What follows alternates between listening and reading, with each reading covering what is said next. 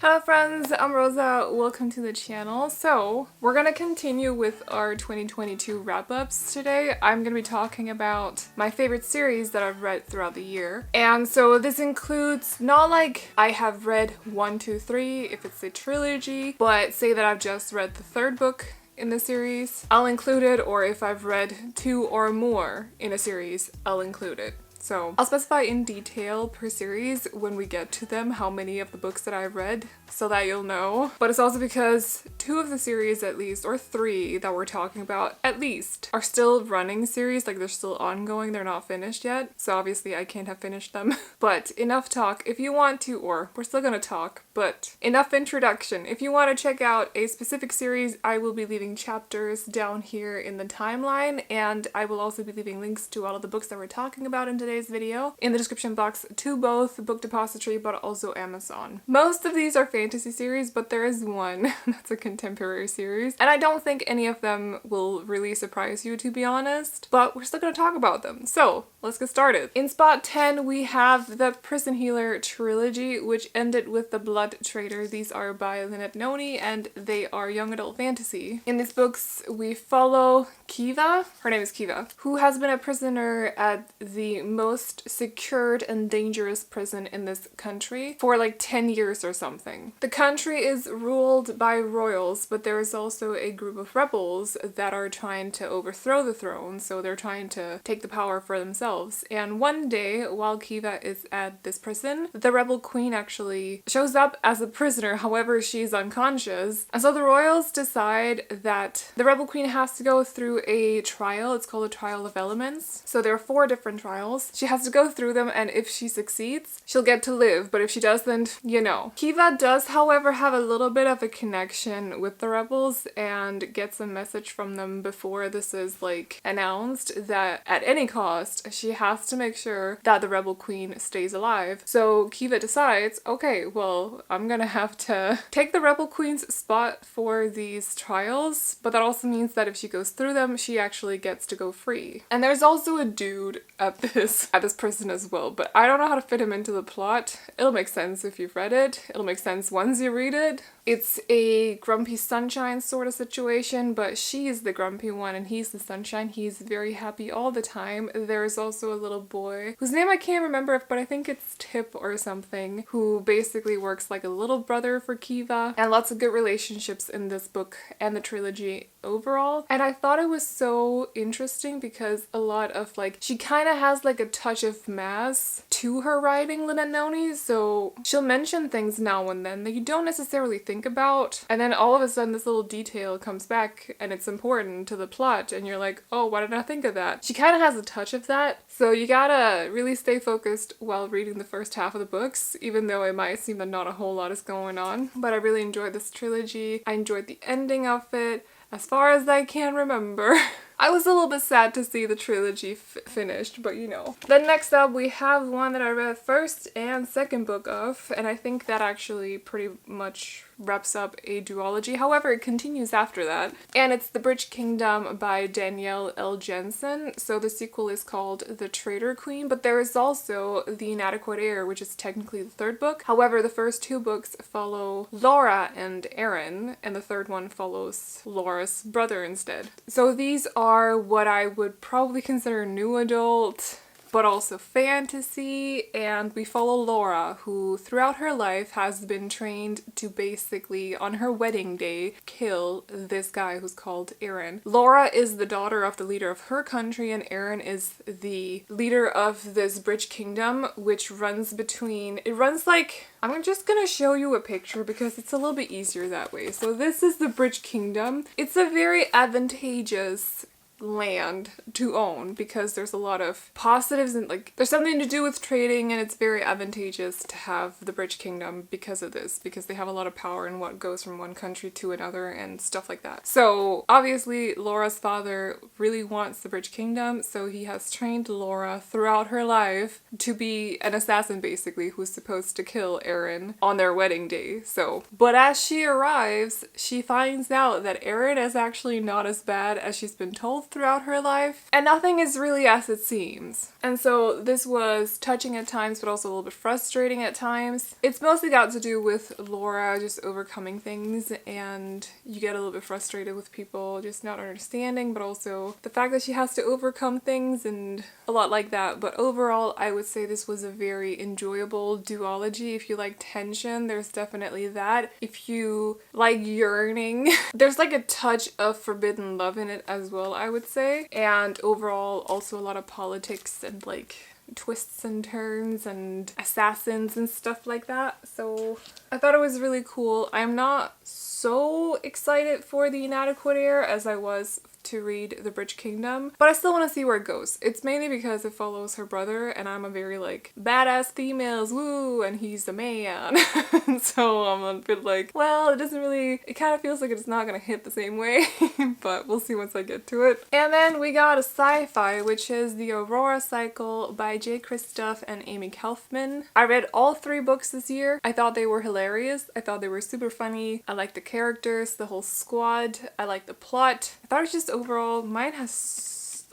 these are not my fingerprints, by the way, just ignore them, okay? But I thought it was a really cool trilogy. So in this one, we follow Aurora, who has, among people, but we follow Aurora, who has been asleep for a very, very long time. She has been on a spaceship that's basically just been drifting in space, just sleeping on it until one day, this guy called Tyler, I think, he's out just flying around. He's a little bit nervous on the day because he has to go through a test to become a leader or whatever he's going to be. And so he's just flying around one day, calming his nerves, and comes across this ship that's just floating in space. So he frees her from the ship, and it turns out that there's a lot to both this like organization that he's a part of, but also the universe might be in danger, and there's just a lot going on. So I want to read out, well, you can see the back. There's a whole squad and they have their own personality. We have the Alpha, who's Tyler, the diplomat, that's his sister called Scarlet. The scientist, is that Maya? I can't remember their names exactly. The gearhead, the warrior, the pilot, and the mystery girl. So like we have a whole squad of 7, and I love each personality. Like they're really fleshed out and have their roles on the ship and stuff, and it was just really funny following them throughout the 3 books. Also just because like banter is amazing, okay? Banter is so good. So I got really tied to their characters. I really enjoyed them. I was very invested. And then we have a duology that I finally finished, which is These Hollow Vows by Lexi Ryan. So I would say that these are YA, but think like steamy YA. There's a case of not YA material in it. It's hard to explain with this duology because I don't feel like it's full on new adult, which I know is technically also not a genre, but there is a,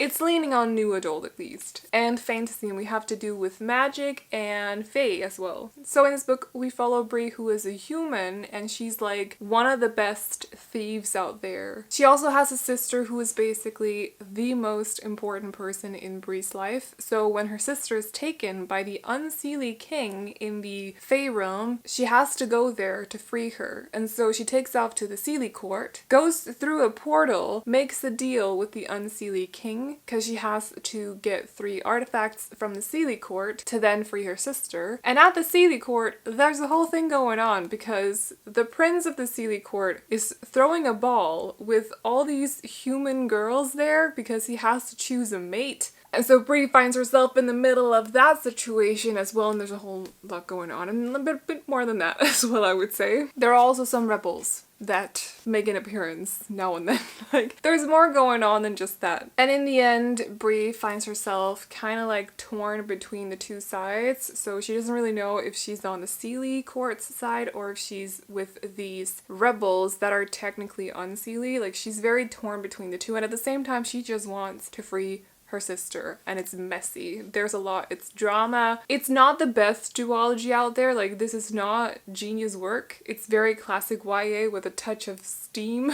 But I thought it was so entertaining. Like, I was really entertained by this duology. I thought it was so good. Were some of the things very predictable? Sure. Are there plot holes? Yes. Does it make sense that Bree is like the best thief in the entire world, including the Fey realm. No, it doesn't make sense, but I don't care because I was entertained. You'd be surprised if you read the first one and you know what tropes I dislike, because some of them are present in this duology, but like, I don't care. I was so entertained with these books. So, adored them, would love to reread them at some point as well, I think. And I would recommend if you like Fae, by the way. So, on spot 5, we actually have a contemporary series, the graphic novels that I talk about so much on the channel. It's Heartstopper by Alice Oseman. I don't have physical copies of them, so there you go. But in these, we follow Nick and Charlie. So Charlie has been outed as gay on his school, and things are finally kind of calming down a little bit. People have been really mean to him. And then he randomly one day in class gets to sit next to Nick. Nick is a very popular jock type of guy, but the two of them just click. Like, the friendship is there instantly. They just get along so well. And so the rest of the series is about them getting to know each other and this relationship evolving into something a little bit more than friendship. And it's just cuteness, it's good vibes, it's touching on important subjects as well, and I adored it. I can't wait for the next volume to be out. I really need to get them as physical copies. But I think I read the first one and then I basically binged the others right after. Like, I went on, you can find them on some website, I forgot the name of it right now, whoops, but you can find them online. I binged big time. If I could mention one series that like straight up makes me just happy, it would be Heartstopper. It is so cute, happy vibes, but at the same time doesn't always touch on like happy stuff either. There's a couple of subjects mentioned and situations happening that aren't all positive, but like overall it just makes me happy. So it's just good.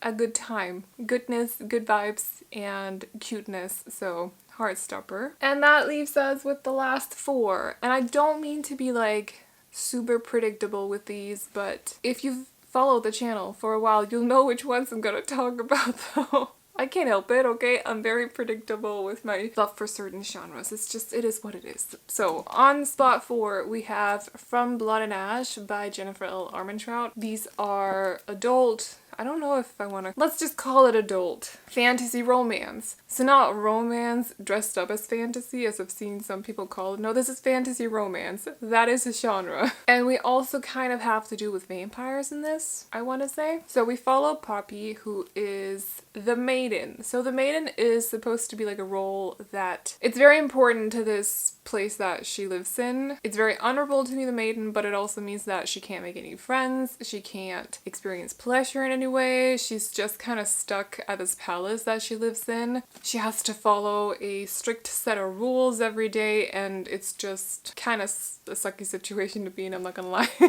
Like, no thank you. Nobody can touch her, nobody can talk to her, she's just kind of, yes, and she also has to wear a veil, against her will, might I just add. And then one day, because Poppy has a tendency to not really want to be caged, she sneaks out very regularly, and one day she ends up at a bar where she comes across this guy called Hawk. The two of them click, something happens, and Poppy is kind of like finding herself questioning if maybe this whole maiden role is supposed to be for her. And then this Hawk person might also be infiltrating the castle, and the two of them get closer and stuff, and there's a whole situation, and then there's much more than that. So I have read the first 3 of these books. I have the 4th one. I've just been too nervous to read it. Which, if you've read book 1, 2, and 3, if you remember the cliffhanger in book 3, you'll be very surprised that I've not started book 4 yet. I can't make myself, okay? It's just a whole thing. I'm nervous because apparently there's a plot twist in book 4 that I need a moment, or like a couple months, possibly a year, to gather courage to read the book. We'll get there though, eventually. But as for the first 3, I think the first one would be my favorite, but that's also just because I really like tension in my fantasy romance, in my romances in general. And whereas book 2 and 3 are a little bit more, let's build on the world and build up these issues and build up tension, but not romance tension, but like, oh, there's a big bad being built up, and like we have to confront that at some point. So there is a plot aside from the romance, but it's definitely mainly focused on the romance. But I felt that more in book 1 and 2. The cliffhanger in book 3 is Ugh, mean though. So mean. I can't believe I haven't read book 4 yet. I can though. But I think these, if you are looking for a fantasy romance, I think From Blood and Ash does what it's supposed to do as a fantasy romance. There is a plot aside from the romance, but the romance is the main plot. And I think the relationship does what it's supposed to do. I think it's well written. I think it brings out feelings. It like, you know, but if fantasy romance is not your thing, if romance is not your thing, those books are not going to be for you, not even one bit. So just something to keep in mind.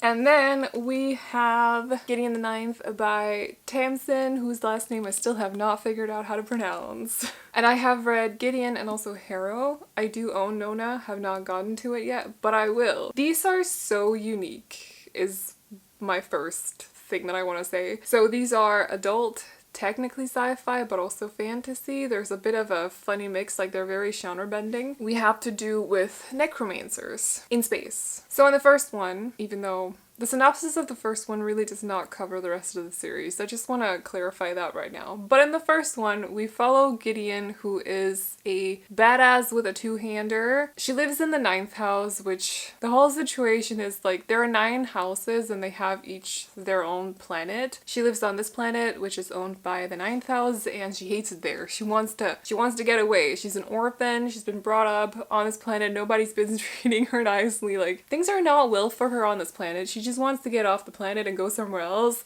so she can live her life in peace, not have to deal with Harrow, for example. So Harrow is the daughter of the 2 leaders of the 9th house. She's also a very talented necromancer, a very powerful necromancer. And Harrow knows that Gideon wants to get off 9th house. Like, she knows, but has on more than one occasion stopped one of her escape attempts as well. But then one day Harrow receives a letter from the Forever King because he is looking for more lictors. And lictors are these like very powerful necromancers, but you can't just become a lictor, you have to go through several different trials to become one. So he's looking for more lictors, he's sending them out to the different planets, asking one couple from each planet to go to this other place where they can do the trials. And when I say a couple, I mean a necromancer and their swordsman have to go. So the thing about Harrow and her swordsman is that her swordsman sucks. Her swordsman does not want to go, they're a little bit of a coward, and they don't want to go. So Harrow sees this as an opportunity and ends up asking Gideon if Gideon can go with her to this place to do the tests as her cavalier instead of the one that was actually brought up to be Harrow's cavalier. So the cavalier is the swordsman. And in return for going with her, Gideon will actually be free. Like, she will have permission to just go. So Gideon is like, this is a perfect opportunity. I can go be your cavalier for a little bit and then I'll be free. And the 2 of them take off to this other place to do the tests and stuff. But things are weird. And it's so unique. Like, I don't know how to put into words to really emphasize how unique this series is. There's a lot of stuff happening that you don't necessarily know because you have, I wouldn't say that Gideon is an unreliable narrator, but she just doesn't know, she's unaware. She's an unaware narrator until she suddenly isn't. And then it's like things happening all the time, like it's non-stop. The sequel is very confusing, but also very fascinating. And it's kind of making me a little bit nervous for Nona, but I'm expecting Nona to be unique in its own way as well. Like, I'm really expecting Tamsin to do something completely different with that one, and the same for Alecto. I'm pretty sure that's kind of what she's going for all these 4 books, but it's so fascinating to read. You do have to pay attention a lot though. Even though you think you don't have to, you really do. And if you go through this one and you're thinking like, why is nothing happening? Don't worry. Stuff will start to happen, okay? You just have to hang in there. Because I was told that. I was told that just wait until like 55% mark. You're gonna love it. And I was so bored for the first like 20% or something. I did not get it at all. And then all of a sudden it was like, oh. And stuff just started happening. And it was non-stop after that. Like, it's a lot. It's a lot. And so the last 2, I know this is gonna be boring for some of you, but and I'm predictable and I'm basic, but it is what it is, okay? Like, I am not gonna excuse myself for liking the books. I just like these things because I do. So on place 2 we have Crescent City, because I read House of Sky and Breath this year. It came out this year. I read this last year. I loved it. And then I read House of Sky and Breath. And listen, it's a whole thing, okay? I cannot explain it because I don't want to ruin anything for you if you're planning on reading these books, but it's a whole thing, okay? If you read them, you will know why I'm being kind of vague about it, but I'm doing that on purpose. I promise. It's for your own good. Yes. So these are adult fantasy though. This is more like urban fantasy in that it takes place in a city, not in that it takes place in our world. It's funny because I've seen both people saying that urban is like it takes place in our world, but I've also seen people saying that it's just because it takes place in a city, so I'm like, I don't know.